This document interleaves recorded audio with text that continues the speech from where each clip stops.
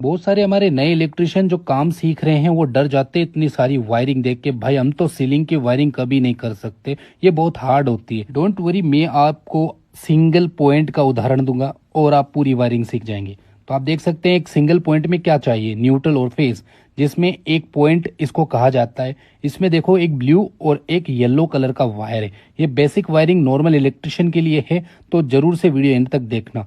तो अब आप देख सकते हैं सीलिंग के अंदर यही इसी तरीके के सारी जितनी लाइटें हैं उन सभी के दो दो तार आए हुए हैं, जिसमें एक ब्लू कलर का और एक येलो कलर का है। और कहां से लेके कहां तक वायर जा रहा है ये समझाते हैं। अभी देखो 10 वायर यहाँ पे हैं, ये 10 वायर मतलब 10 पॉइंट हो गए। ठीक है, अब 10 पॉइंट के लिए हमें 10 न्यूट्रल और 10 फेस चाहिए। तो न्यूट्रल कहाँ जा रहा है, यहां से होते हुए ब्लू कलर का जो वायर है वो यहां तक खत्म हो रहा है और पूरे आपस में 10 वायर ज्वाइंट हो गए हैं। अब ये 10 के 10 न्यूट्रल हैं, बट इनको मेन न्यूट्रल की आवश्यकता होगी, वो कहां से आएगा बताएंगे। अब देखो ये येलो कलर का जो वायर बचा है वो सीधा कहां जाता है, हमारा स्विच बोर्ड तक। यानी कि इसी को एक पॉइंट बोला जाता है। स्विच से लेके लाइट बल्ब तक जो वायर जा रहा है उसको एक पॉइंट बोला जाता है। यानी ये एक स्विच के अंदर कनेक्ट होगा, यानी स्विच बोर्ड से लेकर के एक पॉइंट तक जाएगा पूरा वायर, इसको हम पॉइंट बोलते हैं। ठीक है, अब न्यूट्रल की बात करते हैं। तो न्यूट्रल को मेन न्यूट्रल कहां से मिलता है, इस ब्लैक वाले न्यूट्रल से। यानी अब ये ब्लैक वाला कहां से आ रहा है वायर,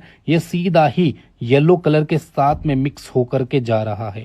ये भी स्विच बोर्ड तक जाएगा, एक ही न्यूट्रल। ठीक है, क्योंकि हमें बहुत सारे न्यूट्रल नहीं चाहिए, तो एक ही न्यूट्रल से हम सारे न्यूट्रल को ऑपरेट करेंगे और एक न्यूट्रल से 10 न्यूट्रल वर्क कर जाएंगे इस तरह से सारे जोड़ने से। ठीक है, तो इस तरीके से हमारे जितने भी स्विच बोर्ड वाली वायरिंग आपने देखी है उनके अंदर एक न्यूट्रल एक्स्ट्रा आता है ना, वो इसी से ही आता है।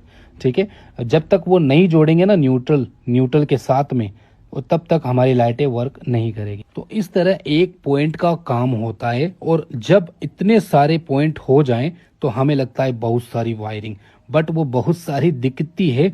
मगर एक एक पॉइंट की जब हम वायरिंग करते हैं ना तो वो बिल्कुल शॉर्ट वर्क लगता है। यानी कि आप कितना आसान आपको लगा, कितना ज़्यादा मुश्किल तो नहीं लगा ना। ठीक है, समझाने का तरीका कैसा लगा मुझे कमेंट में ज़रूर बताएं।